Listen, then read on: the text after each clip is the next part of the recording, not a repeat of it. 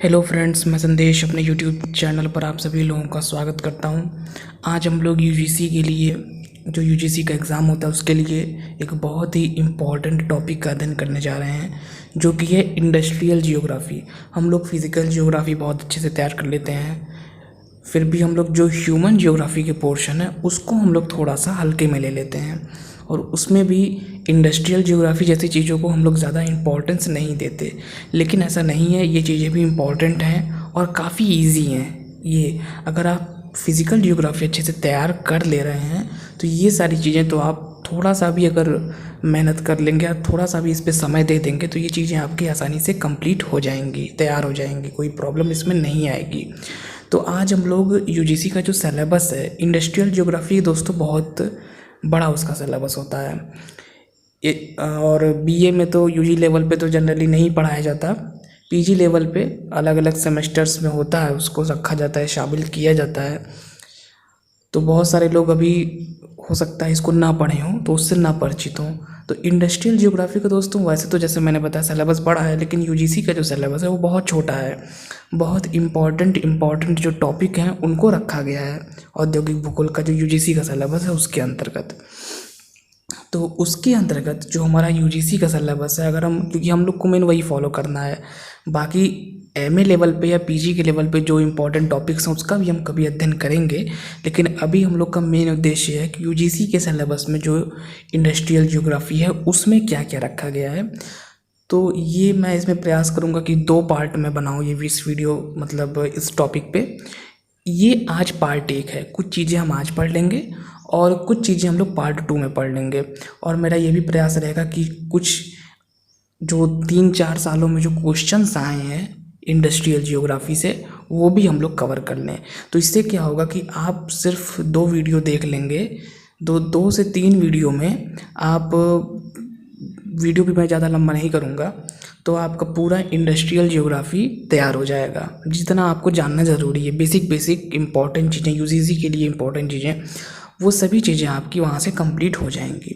तो चलिए हम लोग शुरू करते हैं। आज हम लोग देखेंगे कुछ मेन चीज़ें इंडस्ट्रियल जियोग्राफी में। जैसे सबसे पहले हम स्टार्टिंग करते हैं, व्हाट इज़ इंडस्ट्री, उद्योग क्या है।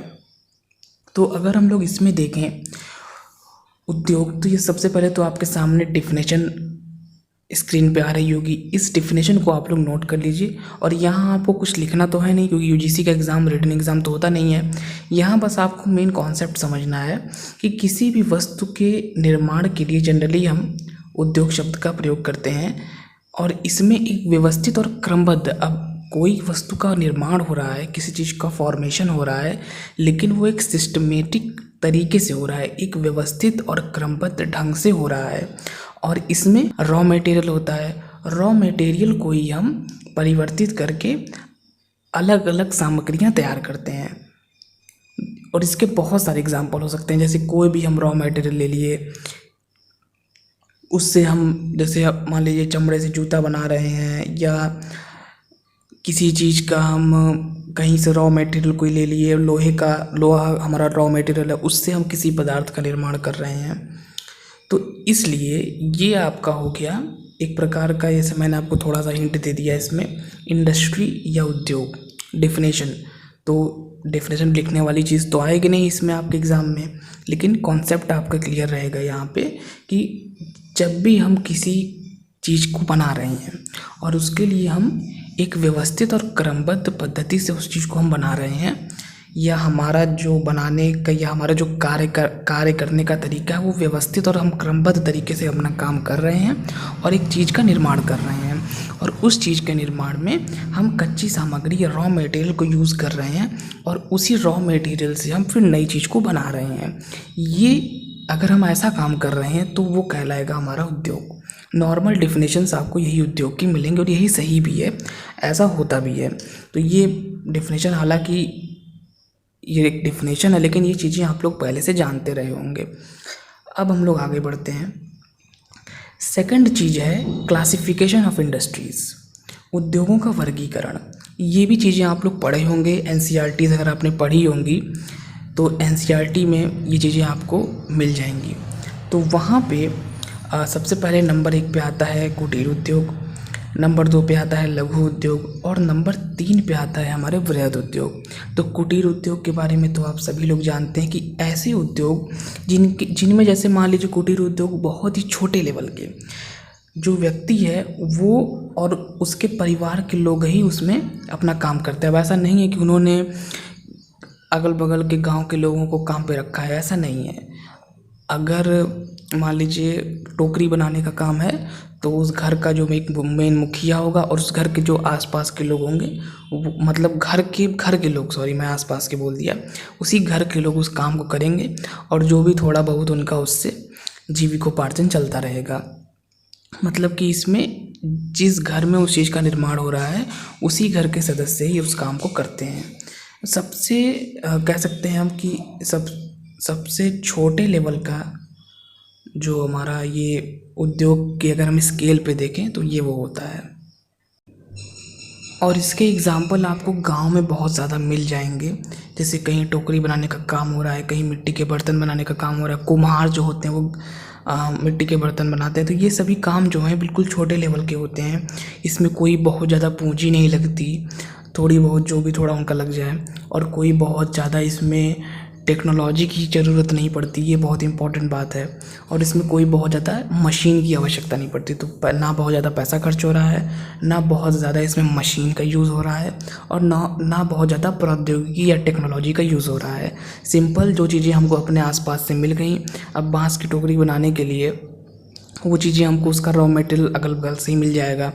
हमको मिट्टी के बर्तन बनाने हैं तो वो चीज़ें भी हमको अपने आसपास से ही मिल जाएंगी।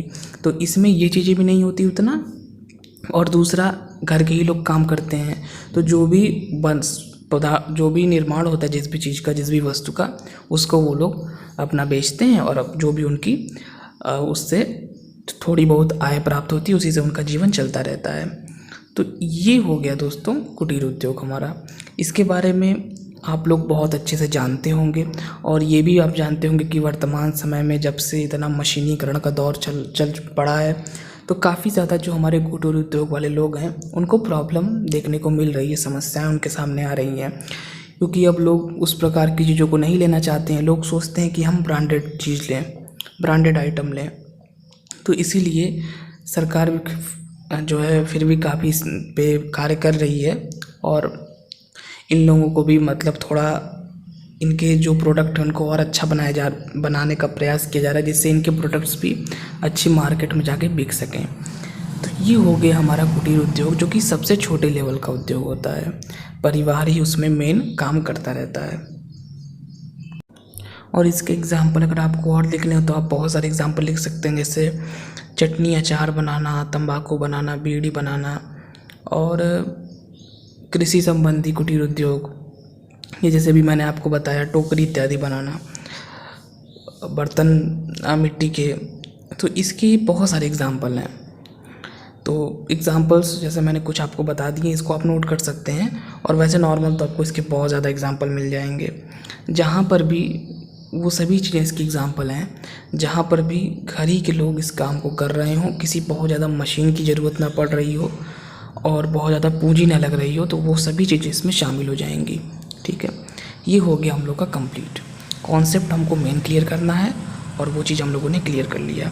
अब हम लोग आगे बढ़ते हैं, और अगला जो हमारा है वो है लघु उद्योग। अब इससे थोड़ा सा ज़्यादा, अभी तक क्या था कि अभी तक तो बहुत ही छोटे लेवल पे था कुटीर वाले में, लेकिन अब क्या है कि लघु उद्योग में जहाँ पर, इसमें थोड़ा सा ध्यान दीजिएगा, ऐसे उद्योग जहाँ पर 50 से कम श्रमिक काम करते हैं और मशीन का प्रयोग नहीं करते हैं, या फिर 20 से अधिक श्रमिक काम करते हैं और छोटी छोटी मशीनों का प्रयोग करते हैं। तो ऐसे उद्योग हमारे लघु उद्योग। मतलब कुल मिला के ये तो थोड़ी सी जटिल बात हो जाएगी, जो चीज़ आपको ये सारी चीज़ें बुक्स में मिलेंगी लिखी हुई। लेकिन अगर नॉर्मल हम कहें, जैसे कुटीर उद्योग में क्या था, कोई भी श्रमिक काम नहीं करते, घर ही के लोग काम करते हैं। लेकिन लघु वाले में आपको ये ध्यान देना है कि मान लीजिए एवरेज 50-60 लोग काम करते हैं कहीं पर, मतलब बहुत छोटी सी फैक्ट्री किसी चीज़ की, तो वो आपकी लघु उद्योग के अंतर्गत शामिल होगी। और इसमें इंडिया में काफ़ी ज़्यादा है, आपके भी अगल बगल छोटे छोटे। अब हर जगह तो कोई बहुत बड़ी इंडस्ट्री लगेगी नहीं, तो कोई मान लीजिए छोटी सी कंपनी है किसी चीज़ की, कोई छोटी सी कंपनी आजकल बहुत चीज़ों की खुल जा रही है। मान लीजिए किसी ने कपड़े का खोल दिया है, किसी ने नमकीन बिस्किट इत्यादि चीज़ों का खोल दिया है। तो छोटी छोटी, जिसमें 25, 50, 60 इतने श्रमिक हों काम करने वाले, बहुत ज़्यादा ना हों, छोटी छोटी मशीनें हों। ऐसा भी नहीं कि बहुत ज़्यादा कोई मशीन हो, तो छोटी छोटी मशीनें हों, 50 से 60 श्रमिक हों। तो ये सारी चीज़ें जो है एक एवरेज मैं बता रहा हूँ, तो वो आपका आ जाएगा लघु उद्योग के अंतर्गत। और बेसिकली जापान में काफ़ी ज़्यादा जो है डेवलपमेंट इसका हुआ है। लघु उद्योगों की दृष्टि से जापान का विश्व में प्रथम स्थान है। और एशिया में कुल मिला के काफ़ी ज़्यादा डेवलपमेंट यहाँ पे हुआ है। यूरोप में और नॉर्थ अमेरिका में, स्पेशली यूएसए की अगर हम बात करें, तो वहाँ पर धीरे धीरे ये समाप्त हो रहा है, क्योंकि वहाँ बड़े बड़े उद्योग लगे हुए हैं। लेकिन हमारे एशिया के जो देश हैं, स्पेशली इंडिया में भी काफ़ी ज़्यादा, आप अपने अगल बगल भी देखते होंगे, तो वहाँ पर आपके लघु उद्योग काफ़ी ज़्यादा जो है बने हुए हैं। तो इसमें अब हम लोगों को बहुत ज़्यादा कुछ और चीज़ें नहीं क्लियर करनी है। लघु उद्योग में बहुत चीज़ें आ जाएंगी। हो सकता है कोई ऐसी भी चीज़ हो जो वही प्रोडक्ट बृहद उद्योग पे भी बन रहा है और वही प्रोडक्ट आपका लघु उद्योग में भी बन रहा है। लेकिन लघु उद्योग में क्या है कि बहुत ही कम श्रमिक हैं, थोड़ी थोड़ी चीज़ें आपको ध्यान देनी है। कुटीर वाले में क्या था, गरीब लोग थे। लघु वाले में क्या हुआ, 40-50 श्रमिक आ गए, कुछ छोटी छोटी मशीनें आ गईं। और बृहद वाले में तो खैर बहुत ही बड़े लेवल पे होगा। अब हम एक एग्जांपल लेते हैं, नमकीन, ठीक है, आप सभी लोग खाते होंगे। इंडिया में हल्दीराम एक बहुत बड़ा ब्रांड है नमकीन का, ठीक है, सभी लोग जानते होंगे इस नाम को। शायद ही इंडिया के बाहर भी जो है इनके जो प्रोडक्ट्स हैं उनकी बिक्री होती है। और ये नमकीन ही नहीं, बहुत तरह तरह की चीज़ें ये बनाते हैं। स्टार्टिंग इन्होंने नमकीन से की थी, उसके बाद ये तरह तरह की चीज़ें बना रहे हैं। ये कौन सा उद्योग है, ये एक वृहद पैमाने का उद्योग है। कैसे, क्योंकि अब यही नमकीन हो सकता है आपके बगल में भी कोई हो। जैसे मेरे बगल में एक जगह पे है, तो वहाँ पे क्या है, छोटी छोटी मशीनें लगी हुई हैं नमकीन बनाने की, और कुछ श्रमिक हैं, कुछ काम करने वाले हैं वहाँ पे हैं, वो अपना काम करते हैं। अब हल्दीराम में क्या होगा, कभी अगर आपको जाने का मौका मिलेगा तो आप देखेंगे कि कितनी ज़्यादा वहाँ मशीनें लगी होंगी, काफ़ी टेक्नोलॉजी होगी, काफ़ी ज़्यादा जो है बड़े पैमाने पे हल्दीराम तो भाई बहुत बड़ी कंपनी है, लाखों करोड़ों लोग काम कर रहे होंगे, अलग अलग प्लांट्स होंगे उनके अलग अलग शहरों में। जैसे एक बार मुझे कोका कोला के प्लांट में जाने का मौका मिला था, तो वो मैं एक्सपीरियंस आपके साथ शेयर कर रहा हूँ। अब आप ध्यान से देखिए कि सॉफ्ट ड्रिंक जो होते हैं, Pepsi, Coca Cola, Thums Up, ये सारी चीज़ें, ये अब इसका लोकल सिस्टम भी आ गया, लोकल लेवल पे भी ये चीज़ें बन रही हैं। तो वो अब उनकी कोई लोकल लेवल की छोटी सी कंपनी है, वो भी अपना बना रहे हैं। लेकिन अब कोका कोला में जब आप जाएंगे, कभी आपको अगर प्लांट घूमने का मौका मिला पेप्सी का, तो आप वहाँ पे देखेंगे बहुत हाई टेक्नोलॉजी का यूज़ होता है। वहाँ पे जो भी प्रोडक्ट बनता है उसकी पहले लेबोरेटरी में जांच होती है, इसके बाद वो प्रोडक्ट बन के तैयार होता है। बहुत सारे लोग अफवाह फैलाते हैं कि, अब मैं इसको प्रमोट नहीं कर रहा हूँ कि आप खूब पीजिए उस चीज़ को, लेकिन बहुत सारे लोग अफवाह फैलाते हैं कि ये सही नहीं है, या फिर जो है ये प्रदूषित है या जहरीला है या इस तरह की। लेकिन ऐसा नहीं है, उस चीज़ की जांच होती है, जो कि मैंने खुद देखा हुआ है प्लांट में जा कर के। तो वही चीज़ है यहाँ, मेरे बताने का ये मतलब है कि ऐसा हो सकता है कि प्रोडक्ट वही हो, लेकिन वही प्रोडक्ट आपका लघु उद्योग वाले में भी बन रहा हो, और वही सेम प्रोडक्ट आपका वृहद पैमाने के उद्योग में भी बन रहा हो। तो यहाँ पर कुल जो भी मैंने एग्जांपल्स आपको दिए, उसको बताने का सिर्फ यही एक उद्देश्य था कि प्रोडक्ट आपके वही हो सकते हैं। ध्यान आपको सिर्फ ये देना है कि आपका जो लोग वहाँ काम कर रहे हैं, मशीनें कितनी लगी हैं, या फिर पूंजी कितनी लगी है, ये चीज़ें आपको ध्यान देनी है। अब ये भी हो सकता है कि माचिस, ठीक है, अब माचिस हो सकता है कोई बहुत बड़ी कंपनी माचिस का बहुत बड़ा प्लांट लगाई हो, पटाखों की कोई बहुत बड़ी कंपनी हो, बड़ा प्लांट लगाई हो, और कुछ लोग घर ही में बना देते हों। तो यहाँ पे हम ये बिल्कुल क्लियर नहीं कर सकते कि अब जैसे कुछ चीज़ें तो होती हैं, जैसे टोकरी इत्यादि घर ही में बनती हैं ज़्यादातर, लेकिन हम ये बिल्कुल क्लियरली डिफाइन नहीं कर सकते कि ये चीज़ें कुटीर उद्योग की हैं, ये चीज़ें लघु उद्योग की हैं, ये चीज़ें आपकी वृहद उद्योग की हैं। ये छोटी सी बात है, ये बुक में आपको नहीं मिलेगी, लेकिन मुझे लगा कि मैं बता दूं। बिस्किट है, बिस्किट घरों में भी बनता है, आपके घर में भी बनता होगा कभी कभी, मान लीजिए। तो बिस्किट घरों में, मान लीजिए कोई घर में बिस्किट बना रहा है, उसको पैक करके बेच रहा है, तो वो तो कुटीर उद्योग में आ जाएगा। लेकिन किसी ने उसी की छोटी सी एक फैक्ट्री लगा दी है, मान लीजिए 25-30 लोग काम कर रहे हैं, तो वो लघु उद्योग में आ जाएगा। और किसी ने ब्रिटानिया जैसी बड़ी कंपनी बना दी है, पार्ले जी जैसी बड़ी कंपनी बना दी है, तो वो फिर वृहद में आ जाएगा। तो मतलब प्रोडक्ट हमारा सेम हो सकता है, पॉसिबल है, लेकिन लोगों की संख्या, उस उद्योग में लगने वाली पूंजी और इसमें कितनी टेक्नोलॉजी का हम यूज़ कर रहे हैं, कितनी बड़ी बड़ी मशीनें लगा रहे हैं, ये चीज़ें इन तीनों ही उद्योगों को एक दूसरे से अलग करती हैं। ठीक है, तो ये हो गया हमारा वृहद पैमाने वाले में। हम लोग लघु वाले पे बात कर रहे थे, बात करते करते हम लोग वृहद भी काफ़ी अच्छे से सीख लिए। इसमें बेसिकली वृहद पैमाने का जैसे नाम से ही लग रहा है कि बहुत बड़े लेवल पे होते हैं, जैसे हज़ारों लोग काम कर रहे हैं, बड़ी बड़ी टेक्नोलॉजी का यूज़ हो रहा है, बड़ी बड़ी मशीनें लग रही हैं, और काफ़ी ज़्यादा बड़े लेवल पे, और इनका जो प्रोडक्शन हो रहा है वो खूब दूर दूर तक जा रहा है। अब जैसे लघु उद्योग वाला है, तो लघु उद्योग में जैसे मान लीजिए आपके अगल बगल बिस्किट की या किसी चीज़ की है, नमकीन बिस्किट या कोई छोटा खिलौना, इस तरह की चीज़ों की फैक्ट्री है, तो वो बहुत करेंगे। मान लीजिए आप कानपुर में रह रहे हैं, तो वो कानपुर के अगल बगल जितने भी गांव होंगे, या मान लीजिए बहुत प्रयास करेंगे तो कानपुर के अगल बगल अगर कोई ज़िला होगा तो उसको वो दे देंगे, मतलब वहाँ तक उनके पहुँच हो जाएगी। लेकिन अब पूरे यूपी में तो वो बेच नहीं पाएंगे, तो उसका लेवल छोटा होता है। जैसे इसमें कुटीर, लघु और वृहद में, एक तो अभी हम लोग पूंजी और ये सब चीज़ों की बात कर रहे थे कि क्या कैसे किस में होता है। अगर हम प्रोडक्ट की बात करें, तो कुटीर वाला प्रोडक्ट बिल्कुल आस ही पास बिक पाएगा, बहुत दूर नहीं बिक पाएगा वो। लघु वाला थोड़ा सा और दूर बिकेगा, मान लीजिए कानपुर का लखनऊ में भी बिक सकता है, थोड़ा अगल बगल 100, 150, 200 किलोमीटर तक बिक सकता है बहुत प्रयास करने पे। लेकिन जो वृहद पैमाने वाले होते हैं, बड़े बड़े लेवल पे बनते हैं, वो पूरे देश भर में बिकते हैं, देश का विदेशों में भी बिकते हैं वो। तो ये आपके वृहद पैमाने वाले होते हैं। बेसिकली जब औद्योगिक क्रांति आई 1760 से 1840 के का जो ये पूरा टाइम पीरियड था, इसमें औद्योगिक क्रांति है क्या, कभी हम लोग औद्योगिक क्रांति पे डिटेल में बात करेंगे, लेकिन आज हम लोग सिर्फ इतना समझ सकते हैं कि औद्योगिक क्रांति बेसिकली वह टाइम पीरियड है जब एकदम से बिल्कुल चेंजेस आए और उद्योगों की शुरुआत होना शुरू हुई। ठीक है, मशीनें लगी, तरह तरह के आविष्कार हुए, और एक प्रकार से जो कृषि पर आधारित जीवन पद्धति हमारी चली आ रही थी, उसमें अब धीरे धीरे बदलाव होना शुरू हुआ। कृषि में भी अब तरह तरह की मशीनों का यूज़ होने लगा, तो बेसिकली उद्योग को बढ़ावा मिला औद्योगिक क्रांति के फलस्वरूप। तो उसी के बाद फिर हमारे वृहद पैमाने पे बड़े बड़े उद्योग लगने लगे जो है।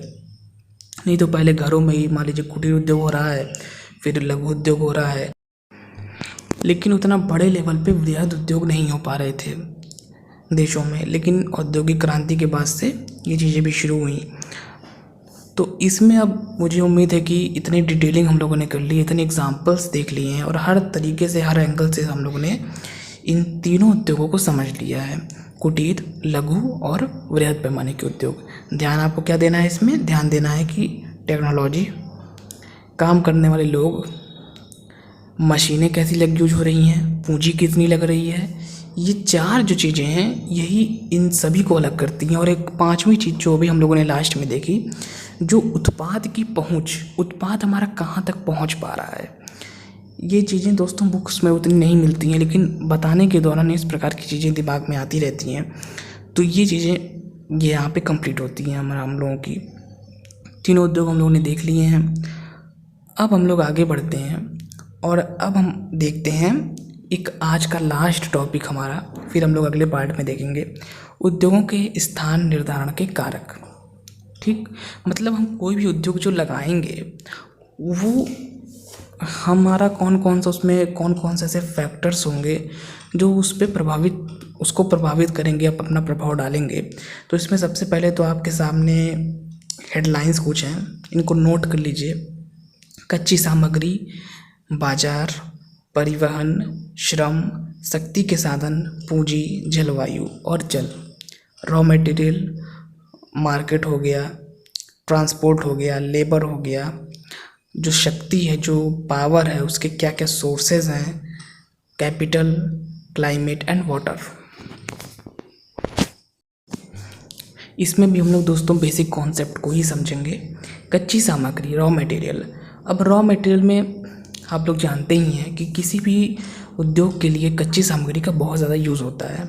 अब मान लीजिए कि कोई कपड़े की फैक्ट्री है तो उसके लिए भी रॉ मटेरियल चाहिए। कोई खिलौने की फैक्ट्री है, उसके लिए भी रॉ मटेरियल चाहिए।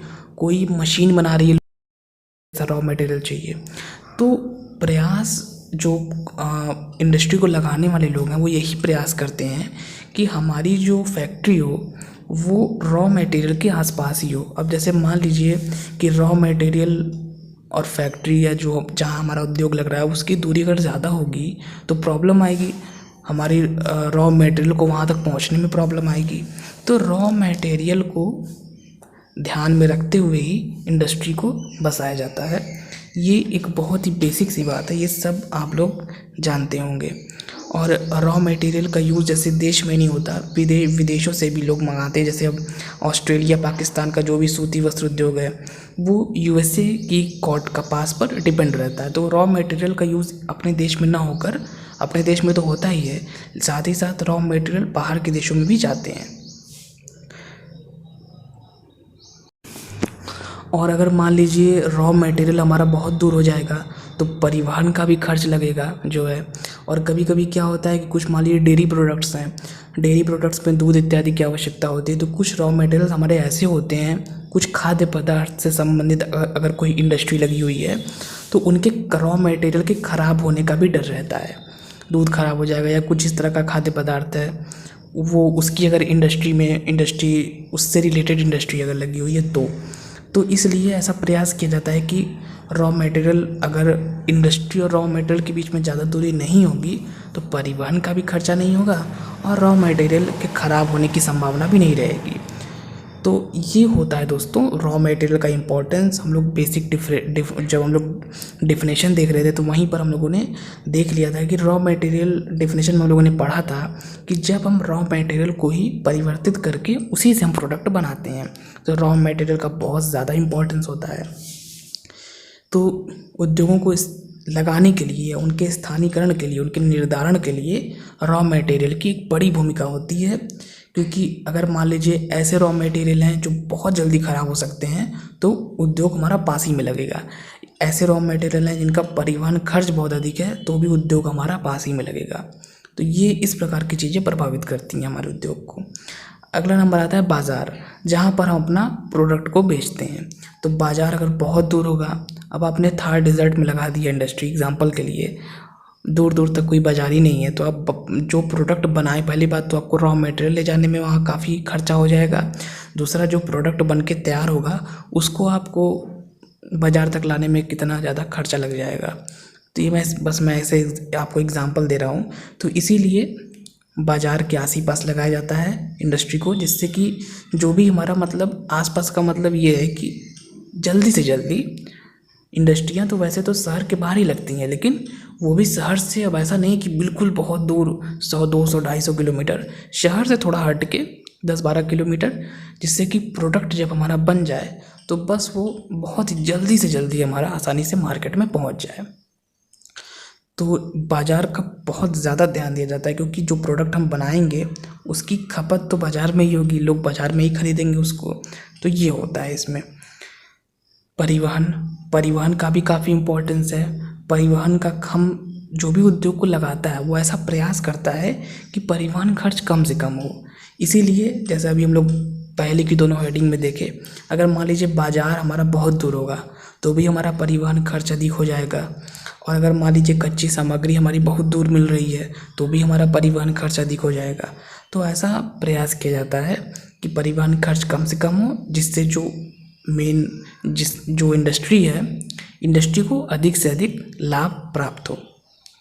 श्रम का अपना अलग इम्पोर्टेंस है। श्रम में क्या होता है कि भाई श्रमिक ही तो काम करेंगे इंडस्ट्री में, तो इसीलिए श्रमिकों का भी काफ़ी इम्पोर्टेंस है, उनके बिना तो कोई काम हो ही नहीं सकता। तो उसमें भी ये प्रयास किया जाता है कि यद्यपि मशीनें तो आजकल आ गई हैं, लेकिन उसको चलाने के लिए तो व्यक्तियों की आवश्यकता होती है। तो इसीलिए श्रम का और श्रमिकों का तो बहुत ज़्यादा इम्पोर्टेंस है। और कुछ ऐसे काम होते हैं जिसमें बहुत ही कुशल श्रमिकों की आवश्यकता भी होती है, अनुभवी श्रमिकों की आवश्यकता होती है। तो इसीलिए हम बिल्कुल ये नहीं कह सकते कि भाई मशीनीकरण हो गया है तो श्रमिकों की आवश्यकता ही नहीं है, ऐसी बात नहीं है। श्रमिकों का अभी भी उतना ही इम्पोर्टेंस है जितना पहले था। शक्ति के साधन आप सभी जानते हैं कि जो भी मशीन चल रही है वो किसी न किसी शक्ति के साधन की वजह से चल रही है। अगर हम यूएसए का एग्जांपल लें तो यूएसए में जहाँ पर भी हमारे फॉल लाइन है यूएसए की, जहाँ पर बिजली का उत्पादन होता है वहाँ पर बहुत ज़्यादा इंडस्ट्रीज़ लगी हुई हैं। जहाँ पर कोयले का उत्पादन होता है वहाँ पर बहुत ज़्यादा इंडस्ट्रीज़ लगी हुई हैं, क्योंकि शक्ति का जो साधन है वो पास में है। तो इंडस्ट्री लगाते समय यह भी ध्यान दिया जाता है कि जो शक्ति का साधन हो वो नज़दीक में ही हो, ऐसा प्रयास किया जाता है। और श्रम के जैसे मैंने श्रम में एक चीज़ बताना मैं भूल गया कि यह भी प्रयास किया जाता है कि जो श्रमिक हो वो आसानी से पहुंच सकें। अब ऐसा नहीं है कि आपने इतना दूर 200 किलोमीटर लगा दिया कि श्रमिकों को एक दिन पहुंचने में ही लग जा रहा है। तो ये चीज़ें ध्यान दी जाती हैं। पूंजी का अपना इम्पोर्टेंस है। जितनी ज़्यादा पूंजी लगाएंगे उतनी ज़्यादा आप जितना ज़्यादा सिंपल सरल शब्दों में कहें तो जितना ज़्यादा पैसा खर्च कर पाएंगे अपने उद्योग के ऊपर, नई नई मशीनें ला पाएंगे, हाई टेक्नोलॉजी का यूज़ कर पाएंगे, तो उतना ही अच्छा प्रोडक्ट आपका बन के तैयार होगा, उतना ही ज़्यादा आप उसको अच्छी जगह मार्केट में बेच पाएंगे। तो पूंजी की बात तो है ही। कुटीर उद्योग में पूंजी बहुत ही कम यूज़ होती है, लघु उद्योग में पूंजी थोड़ी यूज़ होती है, लेकिन जो हमारे बड़े पैमाने के उद्योग होते हैं, जो वृहद उद्योग होते हैं, वहाँ पर तो पूंजी का बहुत ज़्यादा यूज़ होता है। वहाँ पूरा हाई टेक्नोलॉजी का यूज़ होता है, बड़ी बड़ी मशीनों का प्रयोग होता है। और वहाँ के जो काम करने वाले लोग हैं, अब कुटीर में तो घर ही के लोग काम कर रहे हैं, किसी को वेतन तो देना नहीं है, जो भी उनका थोड़ा बहुत मिल गया उसी से उनका खर्चा चलता है। लघु वाले में बहुत कम लोग काम करते हैं, लेकिन जो वृहद पैमाने के उद्योग होते हैं उसमें एक ही प्लांट में हज़ारों लोग काम करते हैं और उनके प्लांट्स पूरे देश में होते हैं। तो वैसे तो उनके लाखों तो उनके यहाँ काम करने वाले होते हैं। अगर सभी को मिला लिया जाए अलग अलग प्लांट्स में जो भी काम कर रहे हैं, तो उन काम करने वालों को अच्छी सैलरी भी देनी होती है। तो इसीलिए ये ज़्यादा पूंजी भी लगाते हैं और इनका प्रोडक्ट वृहद वालों की हम बात कर रहे हैं, जगह जगह बिकता भी है, अच्छा इनका टर्नओवर भी होता है और फिर ये सैलरी भी देते हैं। तो पूंजी में यही है। पूंजी आप सभी लोग जानते हैं कि बिना पूंजी के आपके पास सब कुछ हो, आपके पास कच्ची सामग्री भी हो, बाज़ार भी नज़दीक में हो, परिवहन भी आप इंडस्ट्री आप पूरा प्लान कर लें अपने मन में कि परिवहन का भी ज़्यादा खर्चा नहीं होगा, श्रम भी आपको मिल जा रहा है अच्छे से, पास में शक्ति के साधन भी मिल जा रहे हैं, सारी चीज़ें मिल जा रही हैं। लेकिन अगर पूंजी नहीं होगी तो कुछ भी नहीं हो सकता बिना पूंजी के। तो पूंजी का अपना अलग ही इम्पोर्टेंस है। अब लास्ट के जो 2 पॉइंट है ये उतने इम्पोर्टेंट तो नहीं है, लेकिन फिर भी इनका इम्पोर्टेंस थोड़ा सा है। जलवायु और जल। कुछ उद्योग ऐसे होते हैं दोस्तों जिसमें क्या होता है कि कुछ स्पेशल प्रकार के क्लाइमेट या जलवायु की आवश्यकता होती है। जैसे हमारा जो सूती वस्त्र उद्योग है उसमें थोड़ी नम जलवायु उसके लिए अच्छी मानी जाती है। और कुछ ऐसे उद्योग होते हैं जैसे सूती वस्त्र उद्योग में ही जल की काफ़ी आवश्यकता पड़ती है। जैसे कपास जो होता है कपास को जल से बहुत अच्छे से धोया जाता है, साफ़ किया जाता है। तो बताने का तात्पर्य यहाँ पे ये है कि सभी उद्योगों में तो जलवायु का इम्पोर्टेंस नहीं है, लेकिन कुछ उद्योगों में कुछ विशेष प्रकार की जलवायु चाहिए होती है और कुछ उद्योगों में जल की भी बहुत आवश्यकता पड़ती है। तो वैसे उद्योगों को प्रयास किया जाता है कि ऐसी ही जगह पे लगाया जाए जहाँ पे ऐसी स्थितियाँ सुलभ हों। तो इस प्रकार दोस्तों ये जो हेडिंग्स हैं, इन हेडिंग्स को आप याद कर लीजिए, क्योंकि नॉर्मल कहानी की तरह सारी चीज़ें हैं। हेडिंग के अंदर के पॉइंट्स तो आपको कभी भी नहीं बोलेंगे, क्योंकि कच्ची सामग्री, बाजार, परिवहन, ये सारी चीज़ें बस यही बताने का प्रयास कर रही हैं कि उद्योगों को हम कहाँ लगाएं। ठीक है, हमको मान लीजिए आपको इंडस्ट्री लगानी है, आप अपना एग्जांपल लेके सोचिए कि आपको एक इंडस्ट्री लगानी है, ठीक। अब इंडस्ट्री लगाने के लिए आप किन किन चीज़ों को सोचेंगे, तो आप अगर आपको एक इंडस्ट्री लगानी है तो आप इन्हीं सभी पॉइंट्स को सोचेंगे।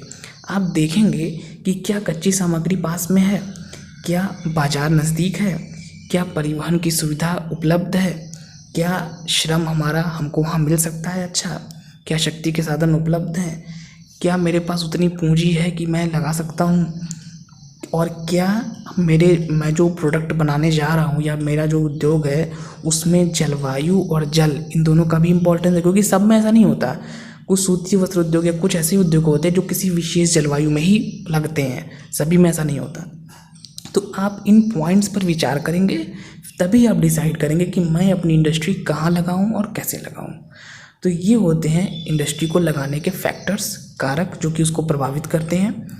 अगर कच्ची सामग्री हमारी बहुत दूर होगी तो हम इंडस्ट्री हमारी उतना हम उसको सफल नहीं बना सकते। अगर हमको कह सकते हैं बाज़ार बहुत दूर होगा तो भी हमें प्रॉब्लम आएगी।